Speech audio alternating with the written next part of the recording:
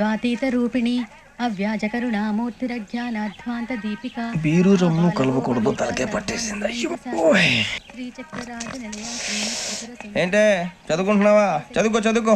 దేనైనా వెనక్కి తీసుకురావాలం కానీ పోయిన కాలం వెనక్కి తీసుకురావడం ఎవడి వల్ల కాదు. టైం విలువ గురించి నువ్వు మాట్లాడడం.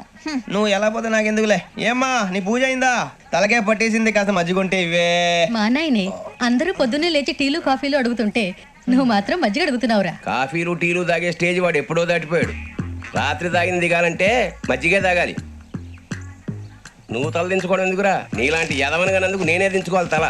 రాత్రి సుబ్బారావు గారి ఇంటి మీద గొడవకి వెళ్ళేవంటగా. అలా చెప్పాడు మీకు? ఏ మళ్ళీ గొడవ కెడతావా?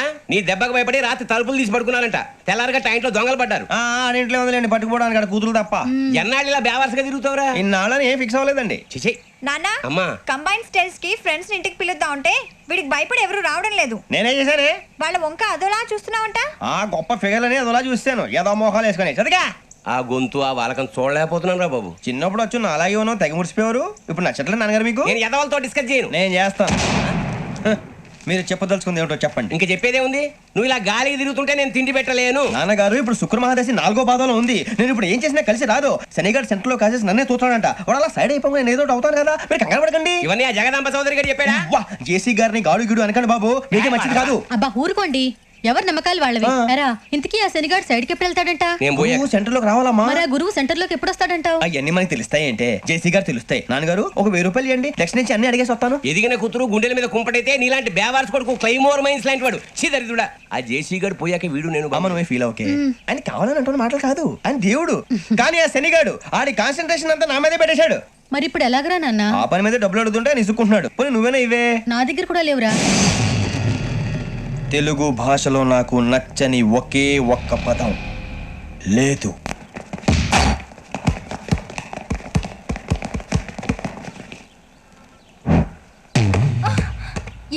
అరే సూరే, బాల్ తీసుకురారా. సారీ ఏదో బాలి. బాస్కెట్ బాల్ మాలాంటి ఆడాలి. మీలాంటి మాసన కొడుకులు ఆడితే ఇలాగే ఉంటది. ఇలాగే ఇలాగే ఉంటది.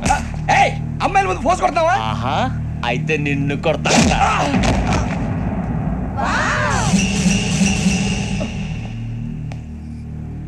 వాడు అమ్మాయిలు ఉన్నారని చూడరా ఎరా రెచ్చిపోతున్నాడు. బాస్కెట్ బాల్ మీ వాడి ఆట కానీ మీలాంటి మాసోళ్ళు ఆడే ఆట కాదు అంటున్నాడు రా. రే ఇంత ముందు 2-3 సార్లు కూడా ప్రతి విషయంలో జోక్యం చేసుకుని మనల్ని కొడుతున్నాడు రా. వాడిని ఏదో ఒకటి చేయాలరా, వాడిని వదలొద్దురా.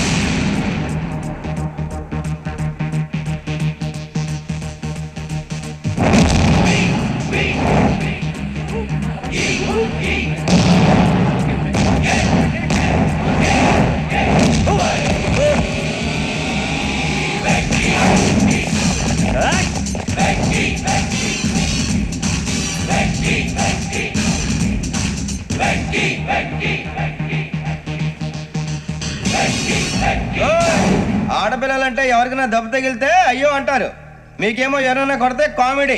కొట్టినోళ్ళు మీ దృష్టిలో హీరోలు. ఇప్పుడు నేను పచ్చడి కొడేస్తాను, నేను హీరోని అయిపోతానా? ఏంట్రా రెచ్చిపోతున్నావు? మాకు ఛాన్స్ ఇవ్వా? అసలు వచ్చిందే నీకోసం. మా వాడి బ్యాక్గ్రౌండ్ తెలియక ఆడమే చేసావు. ఇప్పుడు నీకు అప్పుడు అయిపోతున్నా రే. వాడి బ్యాక్గ్రౌండ్ సరే, అసలు నీ బ్యాక్గ్రౌండ్ ఏంట్రా? నాకు సెపరేట్ బ్యాక్గ్రౌండ్ అంటూ ఏం లేదురా. నేను ఎక్కడ నిలబడితే అదే నా గ్రౌండ్. అంత పుడింగువా? తెల్దా?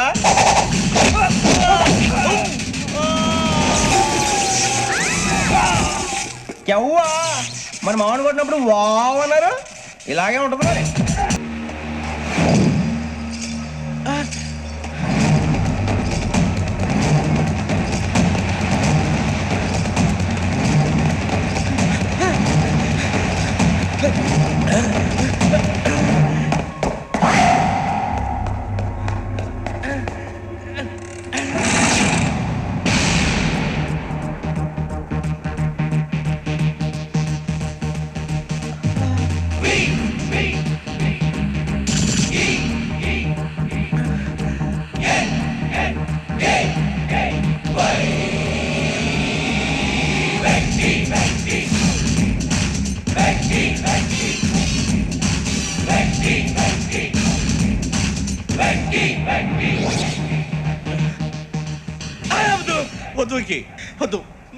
మా నుంచి తప్పించుకోవటం అంత సులభం కాదు. నేను పరిగెత్తి అలసిపోయాను. ఏం కావాలి? నీ ప్రాణం. అక్కర్లేదు. నీ ఆస్తి అవసరం లేదు. ఏదో అవసరానికి 2000 అప్పుడైతే ఇలా చంపేపోతున్నాడు జీవాజీ. ఆయన అప్పు తీసుకున్న తప్పించుకుని తిరగాలి కానీ ఆపేసి మీకు అక్కడ పెట్టండి. కొత్త అప్పు ఇవ్వకూడదని. ఇదిగో వెంకీ, కావాలంటే నీకు ఇచ్చిన పాత బాకీ మర్చిపోతాను, నన్ను వదిలే. మీరు మమ్మల్ని వదలనా? మేము మిమ్మల్ని వదలలేమండి. మీ దగ్గర అప్పు తీసుకున్న నిజం మమ్మల్ని నీలా వెంటాడుతుంది. అందుకు నన్ను ఎంత ఆడుతున్నారా? నన్ను అంతగా నాయపసలేదు. ఉండి లేదంటే మొత్తం లేకుండా పోతారు. ఇప్పుడు మీకు ఇస్తే జరిగేది అదే. ఇస్తే ఇవ్వండి, లేకపోతే మానేయండి, అంతేగాని శుక్రవారం పూట అశుభ మాటలు మాత్రం ఆడకండి. శుక్రవారం లేదు, శనివారం లేదు, అసలు వడ్డీ వ్యాపారమే చేయడం లేదా? జీవాజీ డిస్కషన్స్ అనవసరం. ఇప్పటికి 18,000 ఇచ్చారు, ఇంకో 2,000 ఇస్తే 20,000 రౌండ్ ఫిగర్ అవుతుంది. 2 రోజులు తిరిగి ఇచ్చేస్తాం. వీళ్ళకి ఇప్పుడు దాకా ఇచ్చింది 14,000 కదా, 18,000 అంటాడేమిటి పెచ్చనాయాలు? పడ్డాడు కక్కుర్తాడు. సంగతి వరకు తెలుసు. అసలేనయ్యా, ఇదే నేను మీకు ఇచ్చే ఆఖరి అప్పు. మీరు ఇచ్చిన ప్రతిసారి ఇలాగే అంటారు. ఇతనే వచ్చిందని తగలేయకుండా ఊరికే వచ్చింది. ఏంటి? అబ్బాయి ఏం లేదండి. జాగ్రత్తగా ఉపయోగించి పైకి రావాలయ్యా. సరే, ఈ 2,000తో 20,000 సంపాదిస్తారు. అదే కూర్చొని ఆలోచిస్తాం. ఆ జీవగాడు ఎప్పటికైనా జీవితంలో పైకి రావాలంటాడు. రోజు ఇంత పైకి వస్తాం తెల్లడికి. రే, మనం దొరికిన వాళ్ళ దగ్గర అప్పు చేసి తాగెత్తనం. ఇలా ఎన్నాళ్ళు ఇచ్చే వాళ్ళు ఉన్నన్నాళ్ళు. తెలిసిన వాళ్ళందరూ అయిపోయారు, ఇంకెవరు మిగిలారా? అందుకే నేను ఎప్పుడూ అంటూ ఉంటాను సర్కిల్ పెంచమని. ఒక రెండో పెంచుకుందామన్నా ఎవడు కోఆపరేట్ చేయట్లేదా? మనం చూస్తేనే జంప్ అక్కడ. అరే వడ్డీ ఎంతైనా పర్వాలేదు, అప్పు ఏంట్రా అంటే ఒక ముందు రాడే. ముందుకు వస్తే వాళ్ళు వెనక్కి వెళ్తారని భయం. భయం భయం భయం, ఎక్కడ చూసినా భయం. ఎన్నాళ్ళు భయం? మనల్ని చూస్తే మనకే పరమ అసహాయం చేస్తుంది. మనకే కాదు, ఊళ్ళో వాళ్ళందరూ కూడా అదే ఫీలింగ్. అందరూ డిగ్రీ 3 సంవత్సరాలు చదివి పాస్ అయితే మనం 6 సంవత్సరాలు చదివి పాస్. మరి ఉద్యోగం ఎవడి? ఉద్యోగాలు ఇవ్వక, అప్పులు ఇవ్వక, తాగేది ఎలాగా, బతికేది ఎలాగా? అరే మనం మాత్రం మనుషులం కాదా? మనకి కోరికలు ఉండవా? ఇప్పుడు మనం ఆలోచించాల్సింది అది కాదు, రేపటికి ఎవరిని చంపాలి. కాలనీలో ఎవరు సార్?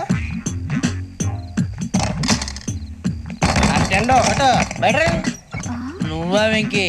ఏంటి వెంకీ ఈ టైంలో వచ్చా? నీతో మాడే పని ఉంది, దా చెప్తా. ఏ బాగా నిద్రొస్తుందా?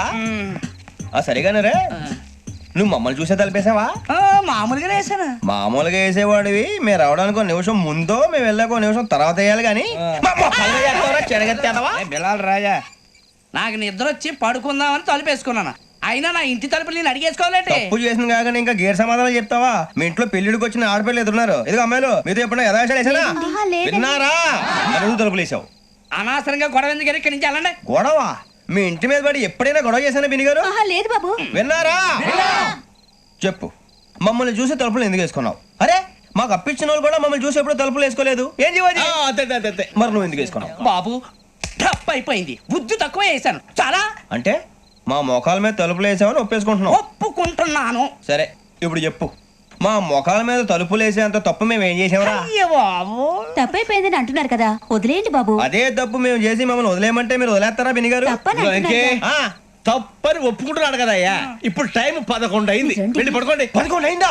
కొమ్ము ఉంచాడు కదా. నాకు సంబంధం ఏంటి? ఉంది, సంబంధం ఉంది. 11 గంటలకి నా క్లోజ్ ఫ్రెండ్ ఢిల్లీ వెళ్తున్నాడు. 5,000 అప్పిస్తానని ఎయిర్పోర్ట్ రమ్మని చెప్పాడు. నీ గొడవలో పడి ఆ సంగతే మర్చిపోయాను.